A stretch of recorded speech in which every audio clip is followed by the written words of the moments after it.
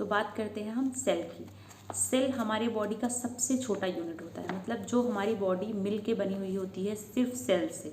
सबसे पहला एक छोटा सा हमारी बॉडी का स्किन निकलता है, हम उसको माइक्रोस्कोप से देखेंगे तो जो छोटा सा पार्ट दिखता है वो हमारी सेल्स होती हैं। अब मैं आपको एक एग्जांपल देती हूँ जो कि मैं बचपन से पढ़ती हुई आ रही हूँ। हमारे टीचर ने बहुत ही सिंपली इसको क्लियर किया था कि जैसे एक घर होता है, ठीक है, तो सबसे पहले घर किससे स्टार्ट होता है? ब्रिक, एक ईंट का टुकड़ा। ईंट के टुकड़े से एक घर का स्टार्ट होता है, मतलब सबसे पहले बेसिक ईंट से बनता है। तो जो ईंट होती है वो एक तरह की ईंटें मिलके एक दीवार बनाती हैं। वो दीवारें एक एक दीवार मिलके 4 दीवारें मिल गई तो एक रूम बन गया, और वो रूम बहुत सारे रूम्स मिलके एक पूरा घर बना देते हैं। In the same sense brick की जगह पे हम सेल को रखते हैं। तो जो सेल होती है वो हमारी ईंट हो गई, तो बहुत सारी सेल मिलके टिश्यू मतलब दीवार बना दी। उसके बाद वो बहुत सारे टिश्यूज मिलके एक ऑर्गन बना दिए जो कि हो गया हमारा एक रूम।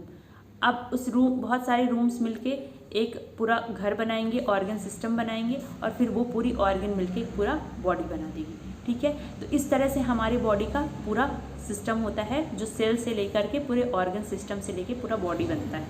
तो ये हो गया सबसे पहले। तो जो सेल होती है वो हमारी बेसिक है, मतलब सबसे छोटी इकाई जो हमारी बॉडी की होती है वो सेल होती है। तो जब हम सेल का पूरा फंक्शन पढ़ लेंगे, जब हम सेल के बारे में पूरे अच्छी तरीके से जान लेंगे, तो फिर हमको आगे स्टडी करने के लिए बहुत आसान हो जाएगा। तो जो हमारी सेल की स्टडी होती है उसको हम साइटोलॉजी बोलते हैं। The branch of science which deals with the study of cell is called cytology. ये हो गया साइटोलॉजी की डेफिनेशन।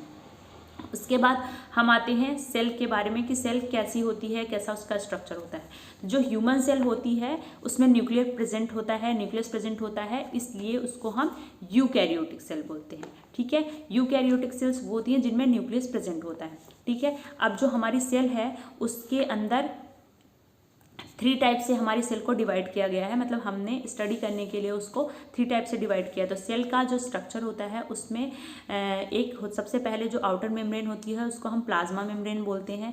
उसके बाद हम आते हैं उसमें मैट्रिक्स होता है, मतलब उसमें कुछ लिक्विड मटेरियल होता है जो कि जिसके अंदर ऑर्गेनेल्स होते हैं, मतलब सेल के अंदर जो छोटे छोटे पार्ट्स होते हैं जो उसको हेल्प करते हैं, जो सेल के अंदर की जो इंटरसेलुलर प्रोसेस होती हैं उनमें हेल्प करने के लिए जो ऑर्गेनेल्स होते हैं वो होते हैं। उसके बाद आता है न्यूक्लियस जो कि उसके मेन बीच में होता है। तो 3 टाइप से हमारी सेल डिवाइडेड होती है। एक प्लाज्मा मेम्ब्रेन होगी, फिर उसके अंदर साइटोप्लाज्म होगा और उसके बाद न्यूक्लियस होगा, ठीक है। तो मैं आपको प्लाज्मा मेम्ब्रेन के बारे में बता दूँ कि प्लाज्मा मेम्ब्रेन क्या होता है। प्लाज्मा मेम्ब्रेन होता है बाउंड्री ऑफ द सेल।